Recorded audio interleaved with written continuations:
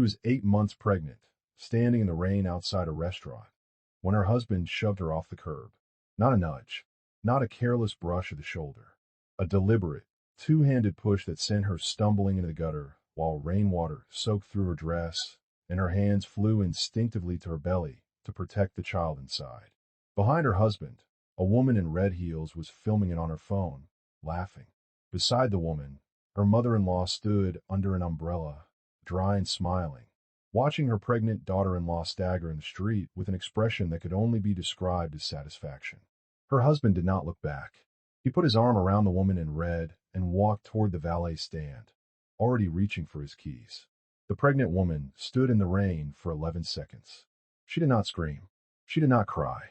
She pressed one hand against her belly and the other against the cold metal of a parked car to steady herself, and she breathed. 3 breaths. Slow.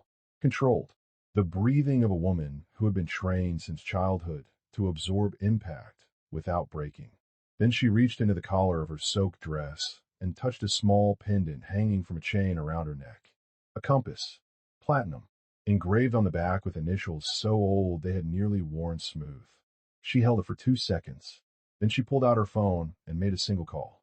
10 minutes later, 2 unmarked black SUVs pulled to the curb in perfect silence. The doors opened. A man in a dark suit stepped out, holding an umbrella and a wool coat. He draped the coat over her shoulders without a word. A second man opened a rear door of the lead vehicle. She got in. The door closed. The SUVs pulled away from the curb and disappeared into the rain, leaving nothing behind but tire tracks and the faint scent of leather. Her husband, still waiting for his car at the valet stand, did not notice any of it. He was too busy showing the woman in red something on his phone. He was laughing. He would not be laughing for much longer. Part 1. The woman behind the compass. Her name was Eleanor Graves. To her husband, to his mother, to every person in the small, self-satisfied world she had inhabited for the last 4 years, she was simply Ellie, the quiet one, the nurse who worked long shifts and came home tired and cooked dinner without being asked and managed the house and the bills and the dog and the social calendar and never once raised her voice. The woman who was too accommodating, too patient, too willing to disappear into the background of her own life. What none of them knew, what she had spent 4 years in considerable effort concealing, was that Eleanor Graves was born Eleanor Kensington Hale, the only daughter of Arthur Kensington Hale, founder and sole owner of the Kensington Hale Group, a private conglomerate with holdings in defense contracting, pharmaceutical manufacturing, rare earth mining, and commercial real estate across 14 countries. For to try to estimate the family's net worth 3 times and given up each time because the layers of trusts and shell companies and offshore vehicles were too deep to penetrate. Conservative estimates placed it north of 900 million. Realistic estimates doubled that number. The truth was larger than either. Eleanor had grown up inside that wealth the way deep-sea creatures grow up inside pressure. It was everywhere. It shaped everything. It bent every relationship, every friendship, every smile in her direction toward itself. By the time she was 16, she could identify within 90 seconds whether someone approaching her was interested in Eleanor or interested in the name. By 20, the ratio had become so lopsided that she stopped counting. Her mother died when she was 12. Ovarian cancer. Eleanor sat beside the hospital bed for the final 3 days and watched the monitors and held her mother's hand and decided, in the clarity that proximity to death sometimes provides, that she wanted to be the person holding the hand, not the person writing the check. She wanted to be useful, specifically useful, medically useful. She became a nurse, not a hospital administrator, not a philanthropic director, a floor nurse, pediatric intensive care. She completed her training at Johns Hopkins using a scholarship she applied for under her mother's maiden name, which was Graves. She graduated second in her cohort. She moved to a mid-sized city where nobody knew the Kensington Hale name because the Kensington Hale family did not build shopping malls or slap their name on football stadiums. They built things that governments needed and civilians never heard of, and they preferred it that way. Eleanor rented a 1-bedroom apartment. She drove a 7-year-old Honda. She wore scrubs to work and jeans on weekends and a single piece of jewelry at all times. The platinum compass pendant her father had given her on her 18th birthday. It had belonged to her mother. It was worth, materially, about $4,000. Its actual value was incalculable. Her father supported the experiment, as he called it. Arthur Kensington Hale was a man of very few words and very many resources. He understood his daughters need to be seen clearly. He had watched his own marriage nearly collapse under the weight of wealth before his wife's illness simplified everything down to what mattered. He told Eleanor one thing before she left. The quietest woman in the room is not always the weakest. Remember that, and let them learn it the hard way. Eleanor carried that sentence like a second compass. She carried it into the hospital, where she worked 12-hour shifts. She carried it into the bar, where she met Derek Calloway on a Friday night after a particularly brutal code blue that she had managed with steady hands and a voice that kept 3 younger nurses from panicking. She carried it into the 4 years that followed, and she would carry it out the other side. Part 2. The husband. Derek Calloway was a mid-level account manager at a commercial real estate firm. He was handsome in the way that real estate agents are handsome, groomed and symmetrical, and wearing the confidence like a sport coat that fit just well enough. He made decent money. He believed he deserved more. He talked about deals the way surgeons talk about operations, with the assumed reverence of someone who expects you to be impressed. Eleanor met him and performed her usual 90-second assessment. The result was inconclusive, which was unusual. Derek was charming, but it was not the transactional charm she had grown up detecting. It seemed genuine. He asked about her work. He remembered what she told him. He showed up when he said he would. He did not Google her. He did not ask about her family's money because he did not know there was money to ask about. For 2 years, Eleanor watched him.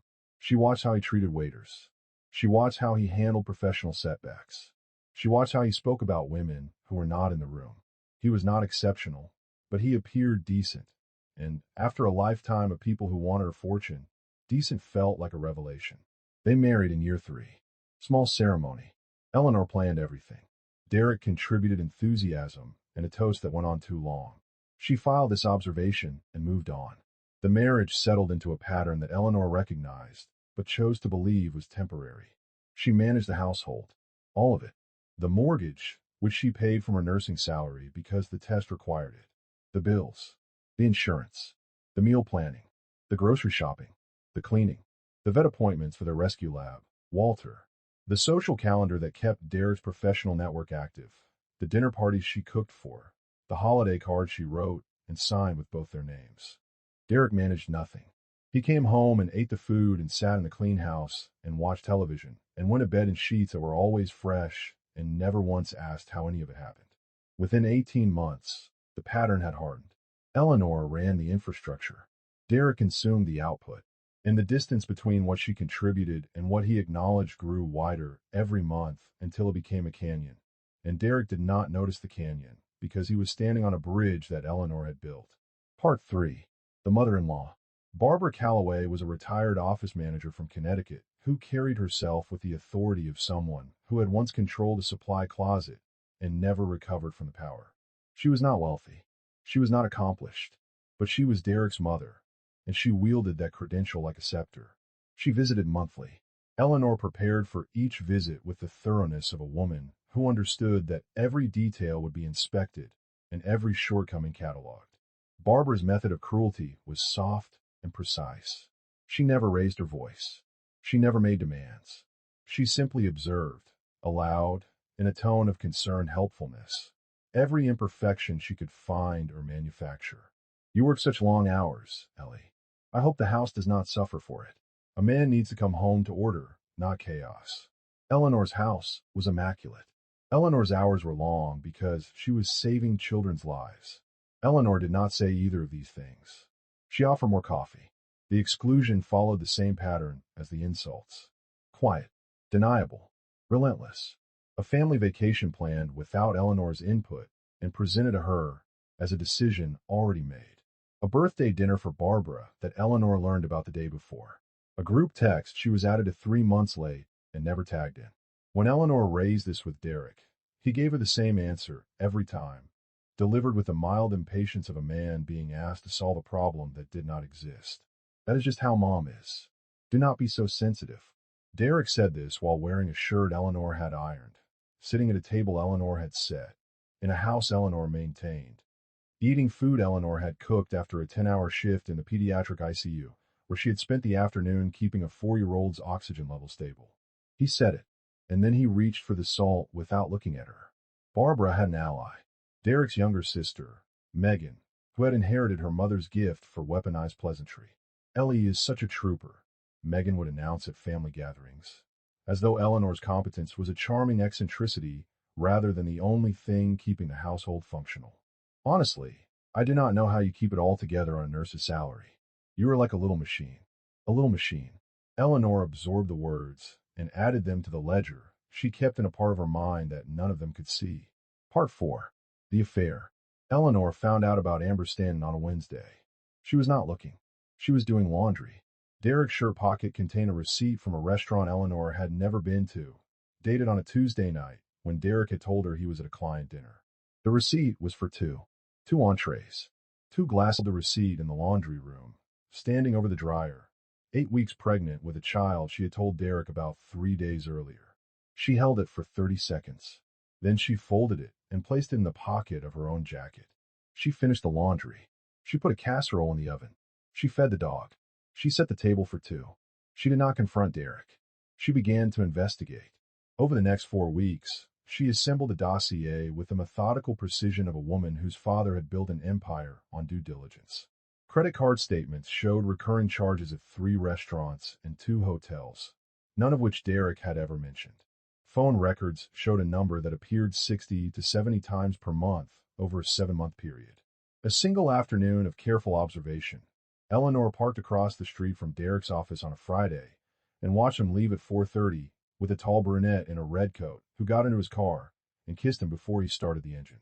The woman was Amber Stanton, an associate at a competing real estate firm. 31. Single. The kind of confident, conspicuous woman who wore red heels to a Tuesday lunch and did not care who noticed. Eleanor documented everything.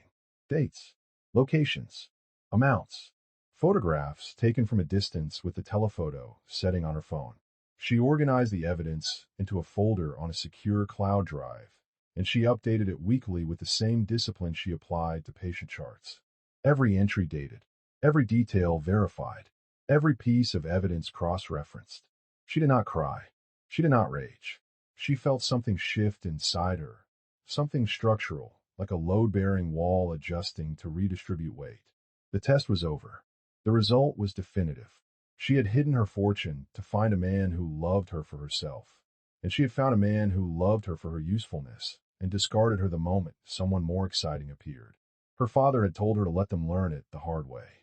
She was about to give a lesson. Part 5. The Night in the Rain. The restaurant incident was not an accident. It was an escalation.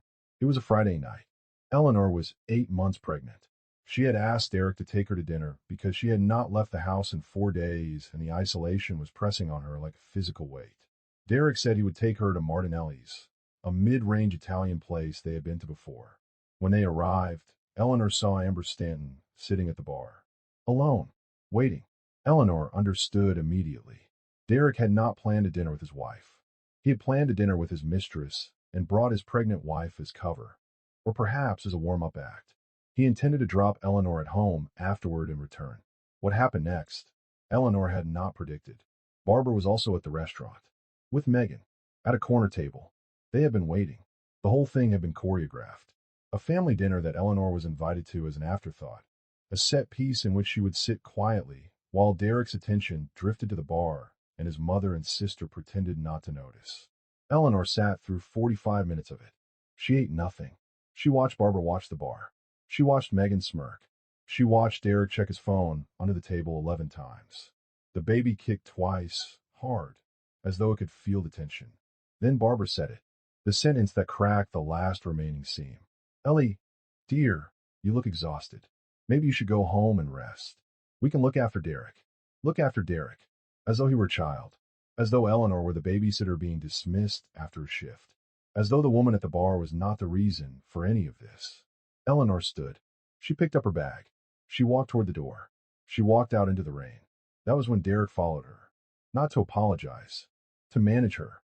He caught her arm at the curb and leaned in close and said, in a whisper that was more threat than concern, "Do not make a scene, Ellie. Just go home." She pulled her arm free. He pushed her, both hands, off the curb, into the street. Behind him, Amber Stanton had followed them outside. She was standing under the awning with her phone raised, filming. She was laughing. The red heels glinted under the restaurant lights. Barbara appeared in the doorway. She did not gasp. She did not rush forward. She stood with her umbrella and her handbag and watched her pregnant daughter-in-law stumble in the gutter. And her face showed nothing that resembled alarm.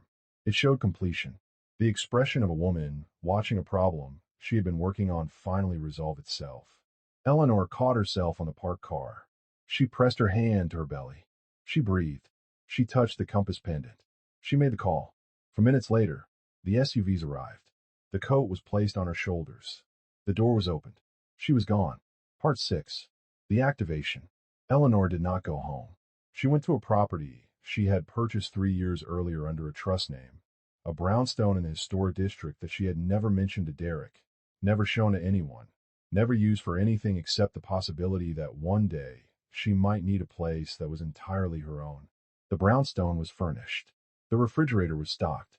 A security team her father maintained in the region had swept the property 20 minutes before she arrived. When she walked through the door, the lights were on, the heat was running, and a doctor from a private practice was waiting in the living room to examine her. The baby was fine. Eleanor was bruised on her left palm and her right knee. Her blood pressure was elevated. The doctor recommended rest.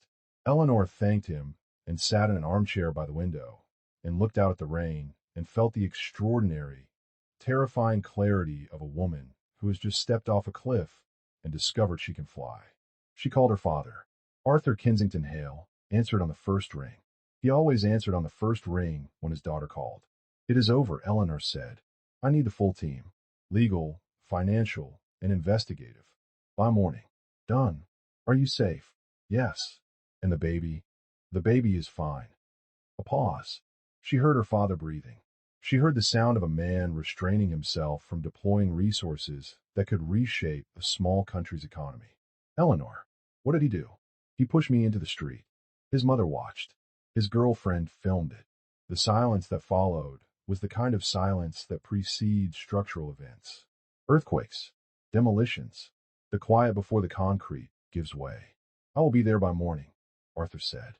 "Do not contact him. Do not respond to anything. The team will handle it." He hung up. Eleanor set the phone on the armchair's arm.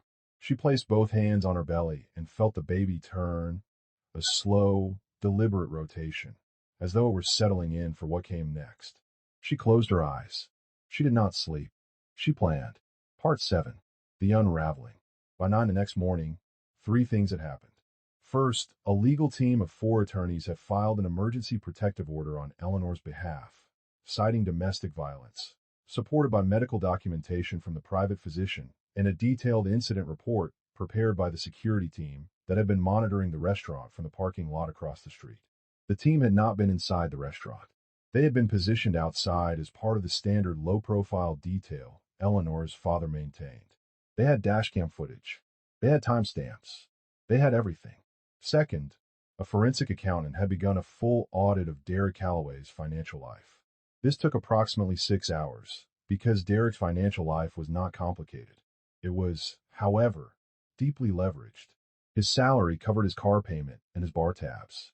The mortgage, the utilities, the insurance, the property taxes, the credit card minimums, everything else had been managed and largely funded by Eleanor from her nursing income. And, in 3 specific instances she had documented, from small disbursements she had made from a personal account connected to the trust. These disbursements were small enough to avoid attention, but large enough to prevent foreclosure during the 2 quarters when Derek's commission checks were late. She had documentation for all of it. Third, and most consequentially, the Kensington Hale Group's real estate division had initiated a routine review of its commercial holdings in the metropolitan area. This review identified, among other properties, the office building where Derek's firm, Callaway Partners, leased its headquarters. The building was owned by a holding company.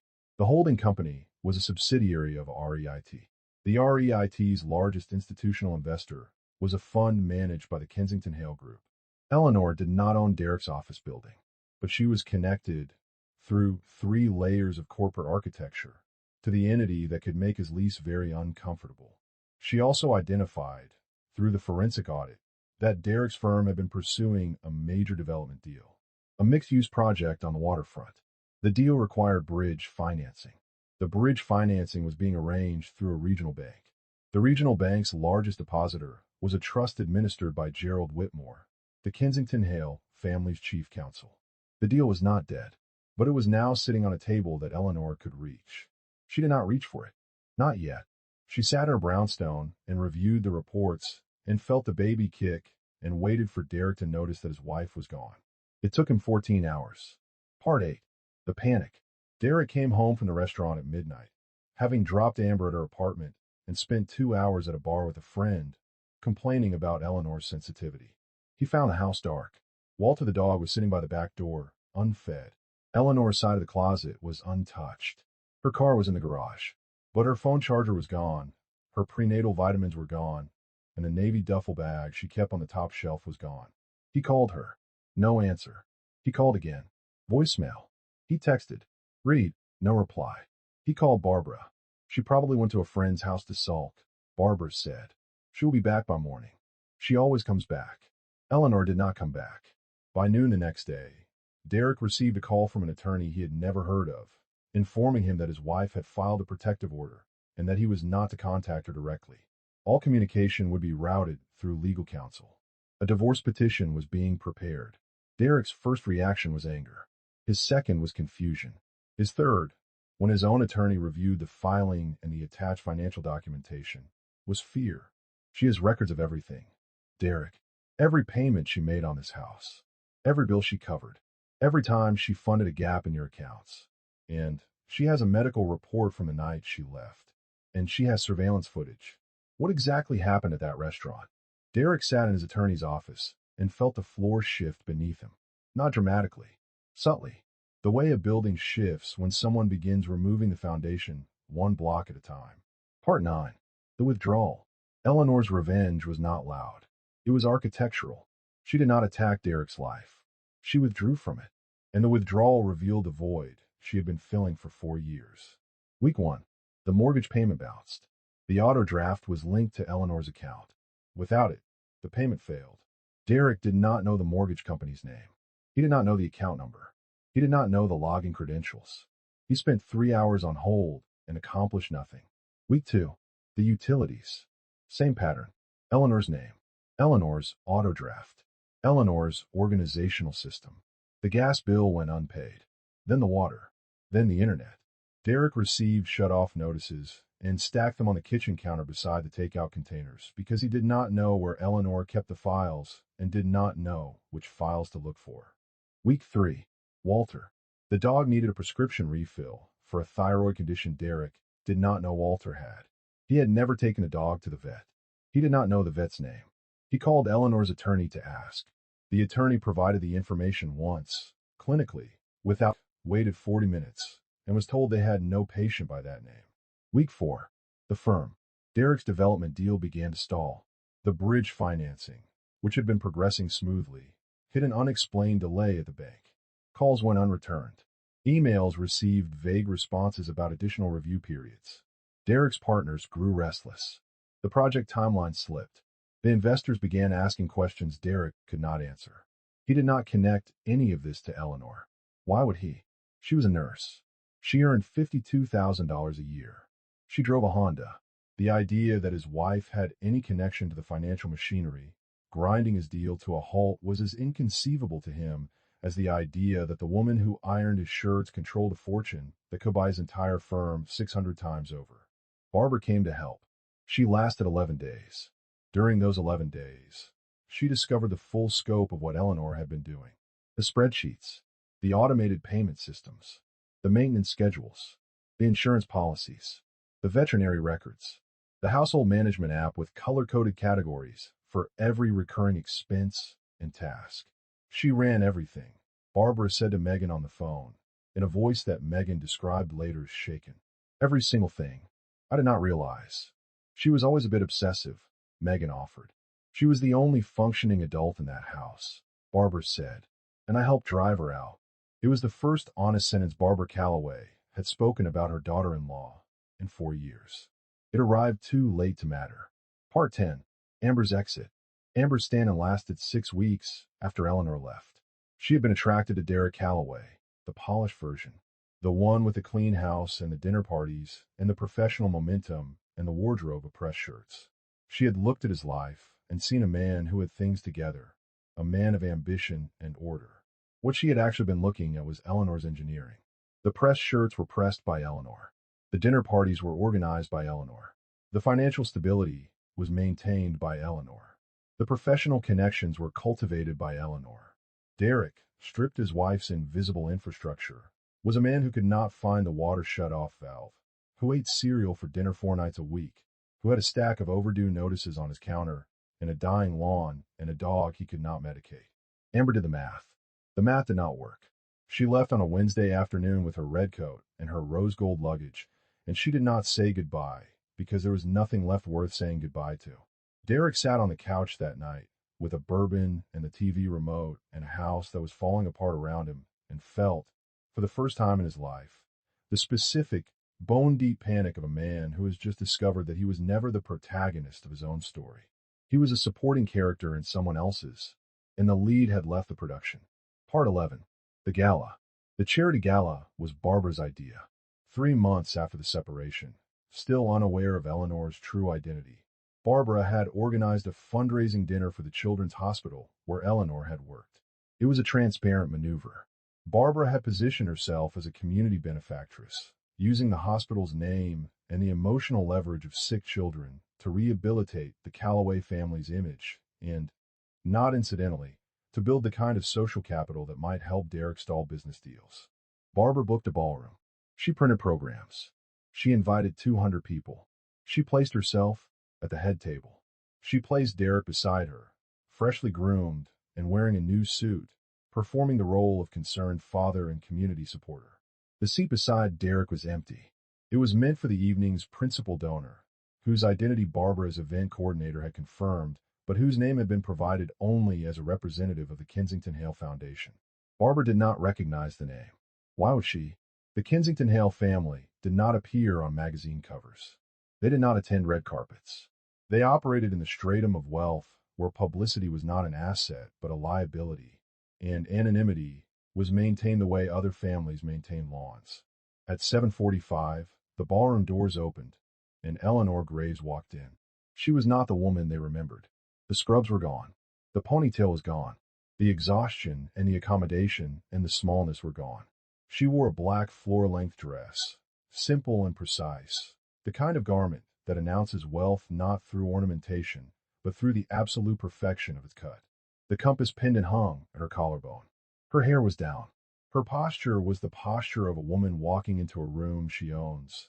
Not metaphorically, literally, because the foundation whose name was on the program had, as of 9 that morning, become the hospital's largest single donor in its 40-year history. She walked directly to the head table. She did not stop. She did not look around. She walked with the unhurried, inevitable pace of someone who has already calculated every variable in the room. Barbara saw her first. Barbara's face performed a sequence of expressions in rapid succession: surprise, confusion, alarm, and finally, a pale, dawning recognition that something fundamental had changed, and she did not yet understand what. Derek saw her next. His mouth opened. No sound came out.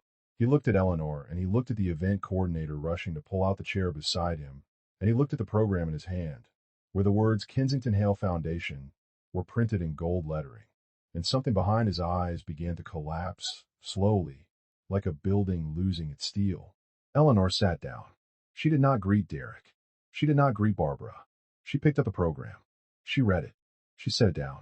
The event coordinator approached the microphone and introduced the evening's keynote donor. She read from a prepared statement. The Kensington Hale Foundation, established in 1987, one of the largest private philanthropic organizations on the Eastern Seaboard, tonight represented by its newly appointed director, Eleanor Kensington Hale. The room applauded. Derek did not move. Barbara's hands were in her lap, gripping each other. Eleanor rose. She walked to the podium. She looked out at the room. 200 faces, some familiar from hospital shifts, some from Derek's professional circles, some strangers. She spoke for 4 minutes. She spoke about the hospital, about the children, about the nurses who worked 12-hour shifts and went home and managed households and came back the next morning and did it again. She spoke about invisible labor. She spoke about the people who hold systems together and are never seen and never thanked and are called controlling when the word should be essential. She did not mention Derek. She did not mention Barbara. She did not need to. Every person in that room who knew the Calloway family understood exactly what they were hearing. They were hearing a woman who had been pushed off a curb in the rain announcing, without raising her voice, that the curb was hers. She returned to her seat. She picked up her water glass. She took a sip. Derek leaned toward her. His voice was barely a whisper. Ellie, I did not know. I swear I did not know. Eleanor set down the glass. She turned her head, just enough to look at him. Her expression was the one she used to wear in the ICU when a family asked if their child would be okay, and the answer was complicated. Calm, direct, final. I know you did not know, Derek. That is the point. You were married to me for 4 years. You never asked a single meaningful question about who I am. You never asked because you're not interested. And now you are sitting next to me at a table where my family's name is on the program. And the only thing you could think to say is that you did not know. She paused. I have already moved on, she said. You should begin trying. She turned back to the room. She did not look at him again for the rest of the evening. Derek sat beside her for 2 more hours, motionless, while his mother gripped her hands at her lap, and his career contacts congratulated Eleanor on her family's generosity, and nobody once asked Derek how he was doing. Part 12. The final collapse. The weeks after the gala finished, what Eleanor's departure had started. Derek's development deal died. The bridge financing was formally declined. His partners withdrew. The firm, already weakened by months of disorganization and Derek's inability to manage the administrative systems Eleanor had built for him, began losing clients. The Calloway Partners office, located in a building whose lease was connected, through layers Derek would never trace, to Eleanor's family, received a notice of a rent review. The new terms were not punitive. They were market rate. But market rate, without Eleanor's financial engineering quietly subsidizing the gaps in Derek's budget, was more than he could afford. Barbara called Eleanor's attorney. She asked to speak with Eleanor directly. The attorney declined. Barbara left a voicemail. It was 15 minutes long. It contained the word sorry 4 times, the word misunderstanding 6 times, and the word family 11 times. It did not contain a single specific acknowledgement of anything Barbara had done. Eleanor listened to it once. She deleted it. Megan sent a text. It said, Hey Ellie, hope you're well. I know things have been complicated. Wondering if there is any way to connect through the foundation. I have some ideas for a nonprofit I am starting. Eleanor read it. She did not respond. Megan could apply through the website, like everyone else. The woman who had called her a little machine could now stand in line with the rest of the machines. Derek called once more. Eleanor's attorney relayed the message. Derek wanted to know if there was any chance of reconciliation. Eleanor was on the brownstone's rooftop when she heard this. The baby had been born 3 weeks earlier. A girl, 7 pounds, 4 ounces. Healthy. Perfect. She was asleep in a bassinet beside Eleanor's chair, wrapped in a white blanket, one hand curled around the edge of the fabric. Eleanor looked at her daughter. She looked at the city below. She looked at the compass pendant hanging from her neck, catching the late afternoon light. Tell him I have already forgiven him, she said to the attorney. And tell him that forgiveness and reconciliation are not the same thing. Part 13. The Compass. On a Sunday morning in September, 11 months after the night in the rain, Eleanor sat on the rooftop of her brownstone with a cup of coffee and her daughter on her lap.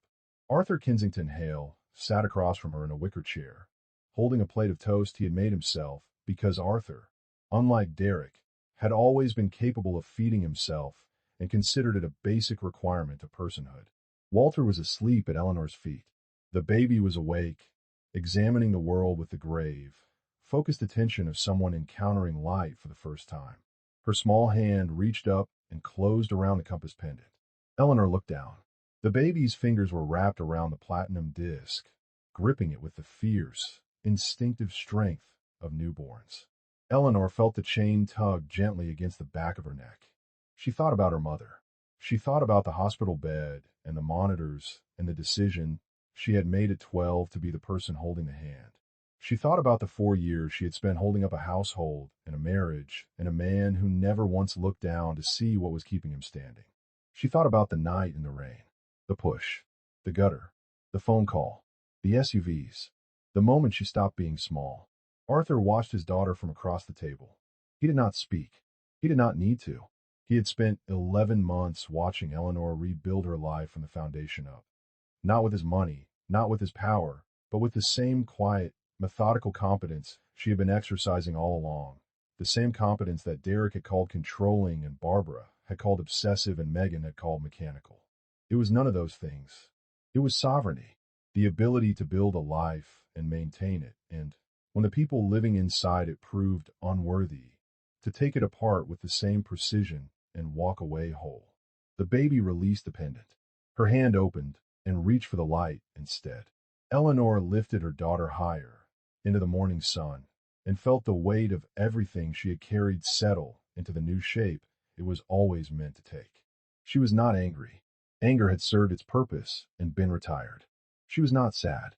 Sadness came in waves at unexpected moments, and she let it pass through her without holding it. She was not vengeful. The revenge had been structural, not emotional. The simple, devastating act of removing herself from a system that could not function without her and watching the system fail. While she was sitting on that rooftop with her daughter and her father and her dog and her coffee and her compass, was free. Free of the disguise. Free of the test.